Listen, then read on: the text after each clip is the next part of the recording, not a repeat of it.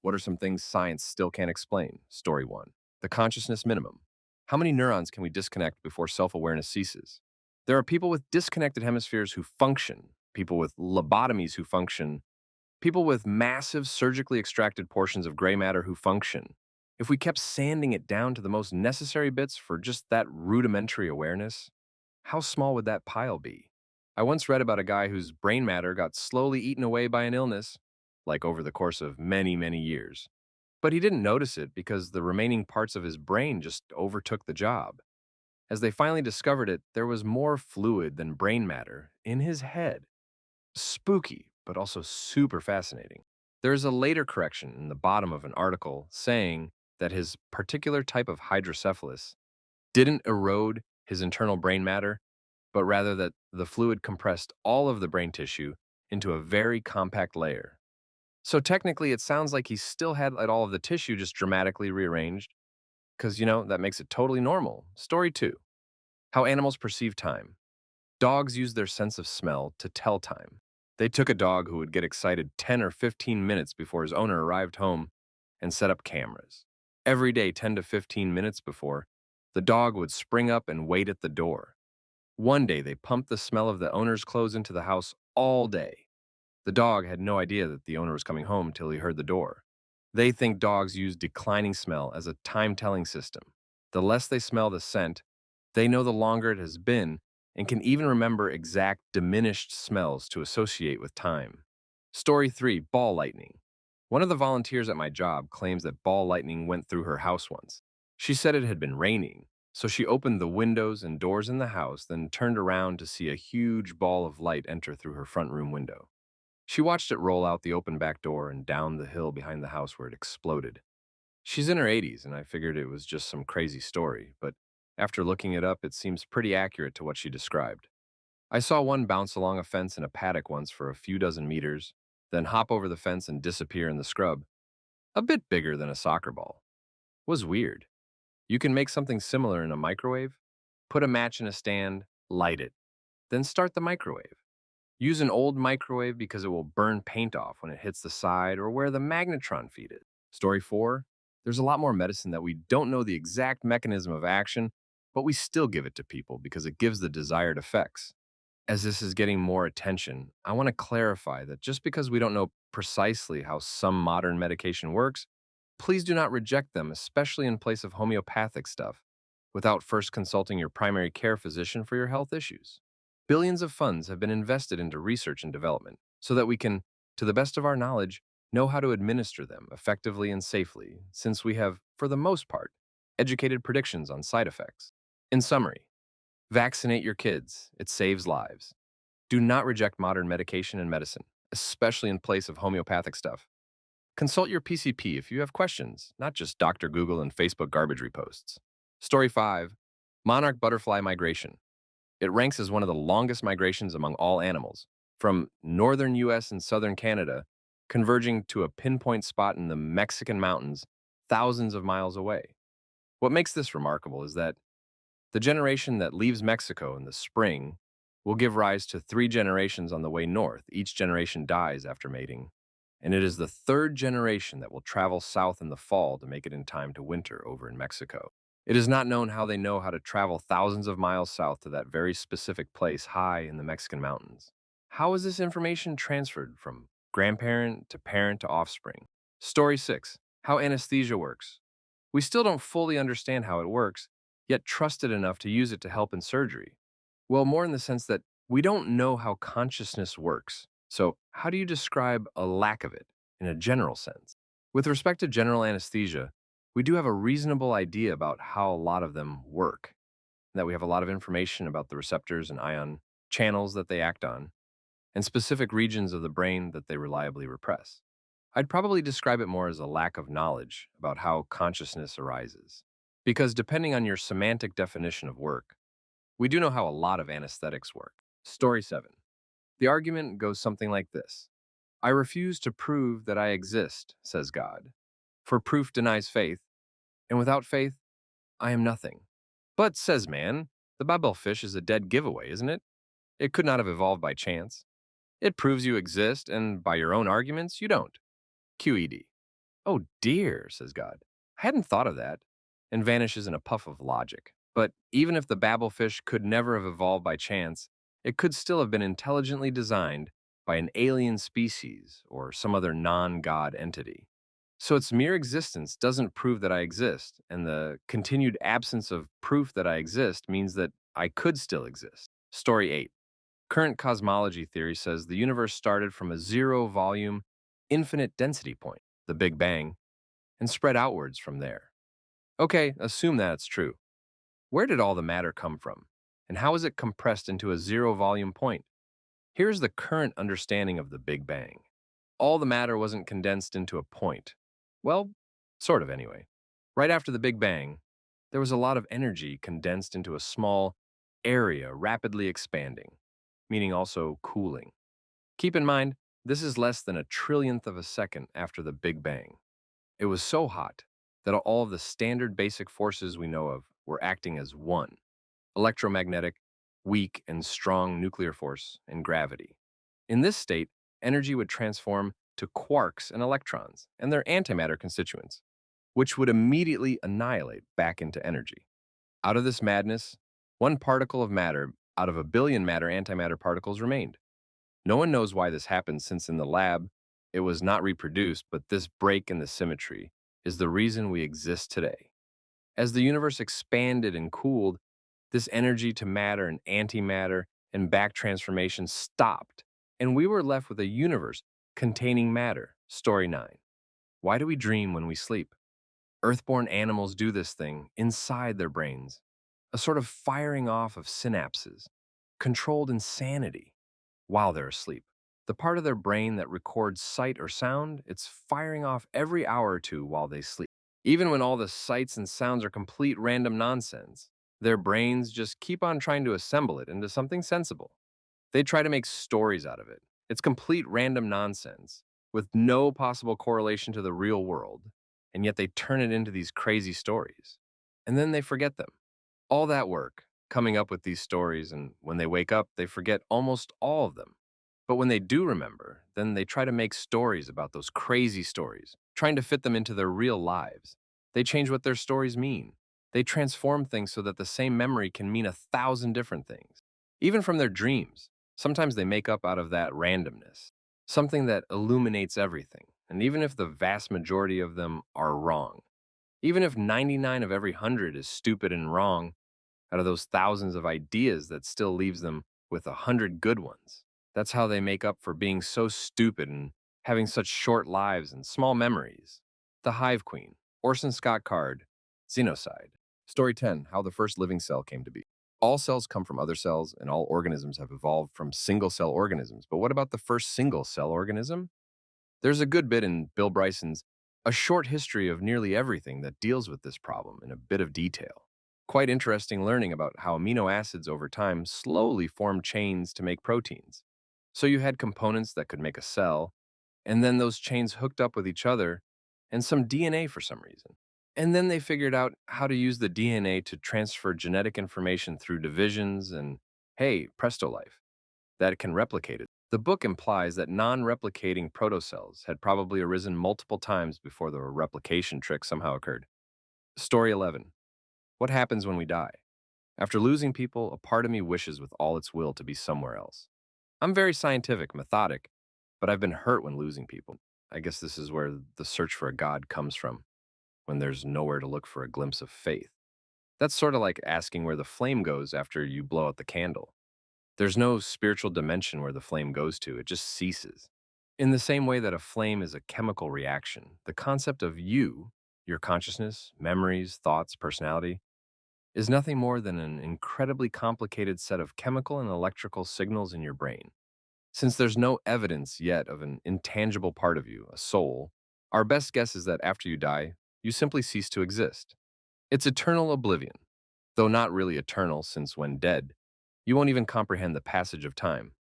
As much as I wish consciousness didn't just end after our relatively short lives, there's no better theory. Story 12. The origin of life on our planet. A lot of people who don't believe in evolution point out that it can't explain where life came from. But that's not the point of the theory of evolution. The beginning of life, the first organism, is an entirely different subject. Several years ago, when I was in college, I read a brief article about scientists conducting experiments on this. They simulated the conditions of Earth around the time of the first signs of life and added electricity to something I cannot remember and ended up with something amazingly like a cell membrane. And then this experiment came along and showed that it may be possible to get all the primary bits, or stuff that makes up those bits, needed for cellular life from a handful of chemicals and UV light. I expect this will be crossed off the list of unexplained phenomena in the next few decades. Story 13. Consciousness. We still have no idea how it works or why. We have guesses and everyone believes something, but no one knows for sure. And could an AI possibly have a consciousness or not? And how could we know if it could fool us by giving the right answers to make us think it's conscious? Okay, so there's solipsism, right? It's the idea that since you cannot prove that other people are conscious like you are, since you feel, see, make decisions, etc., maybe you are the only one whose mind actually exists. Other people could just as well be robots that do stuff but don't feel. They just act like they do. However, most people shake off this idea and give people the benefit of doubt, assuming them to be conscious because there is no way to prove either way. The problem with this is, why the hell would we not give the same benefit of doubt to an AI that acts like it's conscious? It's the same thing, just with meat-based thinking organs changed to metal-based. Story 14. Touch. The most powerful sense we have is the least understood. We researched sight to help cure blindness, hearing, etc. But you literally can't function as a healthy adult if you're not touched and cuddled as a child. We know almost nothing about it, and it literally affects everything. I can feed a baby, cloth a baby, keep them safe, and provide everything scientifically I know they need. But without holding them, they physically will have retarded growth. Their brain will develop with damage. The amazing part? You can undo a lot of that damage if you catch it early by cuddling. You can grow up a healthy, functional person without any sight, taste, smell, or hearing. It's impossible, though, to grow up functional and healthy without touch. Story 15. During a hangover walk, me and some friends found a strange gelatinous substance on top of a fell and couldn't identify what it might be between us. Later research led us to the conclusion that it was what is commonly referred to as star jelly. Much to the annoyance of all five of us, and science undergrads, humanity as a whole has still not worked out what it is or where it comes from. The physicists present were extremely frustrated because, in their field, they work out the origins of phenomenons in distant galaxies or on the quantum level. I believe he uttered something along the lines of, "It's right there. You can see it. Test it. How do you not know what it is? It's right there. How are tests still inconclusive?" I am included to agree. Story 16. Dark matter is a really interesting case that lands in the vicinity of this topic. Essentially, dark matter is matter that is undetectable except insofar as it affects the outputs of equations. One radical way of interpreting this fact is to conclude that dark matter is a convenient trick to save a physical theory that otherwise doesn't work when applied in these contexts. It isn't wholly unlikely that whatever phenomena we call dark matter would be better accounted for by a significant change in the theoretical machinery or the discovery of some heretofore unknown feature of matter and energy. Story 17. The Boötes Void. It's 330 million light years in diameter, 236,000 cubic megaparsecs of nothing, approximately 0.27% of the observable universe. That's 700 million light years away from us. There are a couple of galaxies and stars here and there, but apart from that, there is only nothing. Yes, there are voids scattered throughout time and space. This is actually common and suggests that the theory of matter being evenly distributed throughout the universe because of the Big Bang is true. Unfortunately, this gigantic empty hole in our universe flies in the face of that theory. We've known about this for 3 decades, and we still have absolutely no freaking clue about it. There are many hypotheses and theories, of course. The most outlandish one is that this supervoid isn't actually a void. It's evidence of a cancerous interstellar species that keeps enveloping stars within Dyson spheres as they expand throughout space. For some, this makes sense since this supervoid is almost spherical in shape, which would make sense if an interstellar species had expanded in all directions from a single point. But this is outlandish and most likely untrue. Story 18. Near-death experiences. Eben Alexander's experience in particular is a good example. Lots of theories have been presented, but there is a much bigger onslaught of unexplainable NDE events that aren't explained by things like, that tunnel of light is blood draining away from the eyes, or It's just hallucinations from drugs released by a dying brain. A story about a woman who had a vision of pus in her friend's brain comes to pus in the brain equals meningitis and is eventually fatal. Her friend had no clue she had this, and the NDE experiencer had no reason whatsoever to have this vision and didn't even know what pus in the brain meant. She told her friend about the vision, and sure enough, her friend checked herself for meningitis, and she had it. It raises tons of questions, obviously, but it is very far from being fully explained by science. Story 19. There are things we can't know: metaphysics, the existence of God, multiverse, whether this is a simulation, whether you are the only person conscious, whether this is the Truman Show or Matrix, whether there is such a thing, a cause before the Big Bang, things we don't know yet or can't observe, properties of dark matter, etc. Things we haven't bothered to study because it's expensive, tedious, of limited value, involves too much computation. Stuff about endangered species, ancient history, the ocean, relationships between multiple variables, specific minute details like the exact number of precancerous cells in my body, etc. Things related to Heisenberg uncertainty, the exact position and momentum of particles, Schrodinger's problem, things we as individuals are too lazy to understand or can't understand for political reasons, and may have subjective consequences: evolution, climate change, politics of exploitation, things that rational reasoning can never convince us. Kantian philosophy, things we haven't had a chance to learn yet.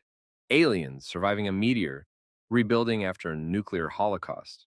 And things that science fails to explain because of human variability and the limits of logic in these fields. Beauty, art, some sociology, grief, morality, cooperation, humor, fun.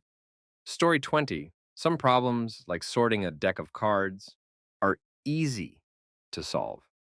Making the problem a bit bigger, example, adding a card, causes the solution to be a bit harder. The extra card needs to be in the right place. We call these P since the resources required to solve them are bounded by some polynomial equation of the problem size. We can sort a deck of n cards by doing no more than n2 swaps. Some problems, like the game Go, are hard to solve.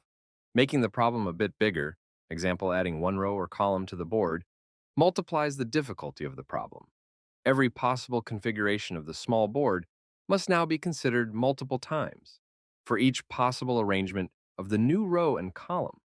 We call these EXP, since the resources required to solve them are bounded by some exponential equation of the problem size. Story 21. Socks in the dryer.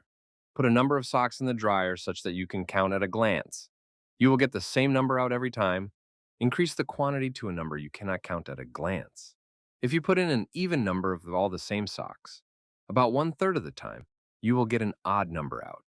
Put in an odd number of the same sock, and you will get the same number out. If you have different colored socks, then you will get on occasion a lower number of even number socks out. But never will both socks in the same pair disappear. Science has not explained this. Nor has science explained why once in a great while, a missing sock will be found next to the garden gnome. Story 22. Way too late to the party, but I think it's interesting. Scientists still aren't entirely certain what caused the Black Death. We know, based on DNA evidence, that there were fleas on rats spreading bacteria. And we know that whatever flavor of bubonic plague it is probably extinct. But fleas on rats doesn't account for everything. Temperatures got too cold for fleas when disease was still spreading. The outbreaks spread way faster than rats could have spread it. Some areas had recurrent outbreaks every few years. There should have been loads of dead rats, and there weren't. Rural and urban areas were all affected, etc. Plus, it's not like the bubonic plague is all that unique in terms of symptoms. So, there are some interesting theories about what else might have been going on, like a concurrent hemorrhagic fever, like Ebola, spreading at the same time as the bubonic plague, or anthrax, or smallpox, or that it was multiple types of plague. Some spread person to person, all circulating at once. So, we know there was definitely bubonic plague, or something very like it. And we also know that there probably wasn't just bubonic plague. Beyond that, we don't really know anything, which is pretty bananas when you think about it. I mean, as if bubonic plague isn't bad enough. Bubonic plague plus hemorrhagic fever plus anthrax, all in the span of a few years? What a crappy time to be alive. Although, to be fair, I guess a lot of people weren't alive for very long, so yay. Story 23. There's a plant called Datura. It contains the three compounds scopolamine, atropine, and hyoscyamine.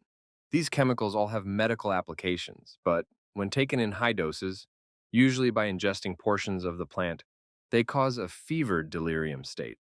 Absolutely do not attempt to do this, because the difference between a recreational dose and a lethal dose is extremely small. Also, anyone who does this says it's extremely unpleasant.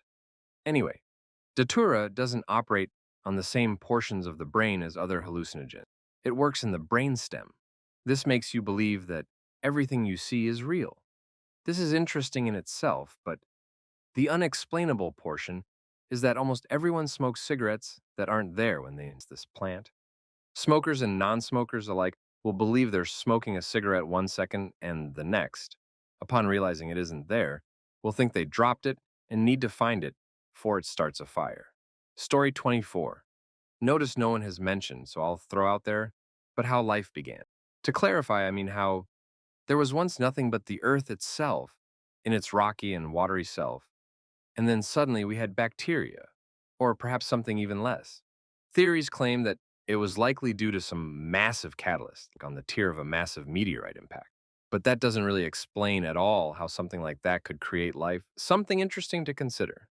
Let's assume, and this is most likely the case, that the conditions for life to form after such a catalyst are incredibly specific. Now, I'm not one to believe in intelligent aliens out in the universe, at least certainly not alive at the same time as us. But to have any life at all, a suitable planet with just the right conditions is needed, and the perfect catalyst is needed. So, say we do discover life on another planet, even if it's just bacteria. That same event most likely happened. If we were to find a planet with very early stages of life, it might actually be possible for us to discover the origin of life by observing recent events, past 10 million years, give or take, that occurred on said planet, such as a massive impact crater, or even something else. This would, of course, be very, very far down the road.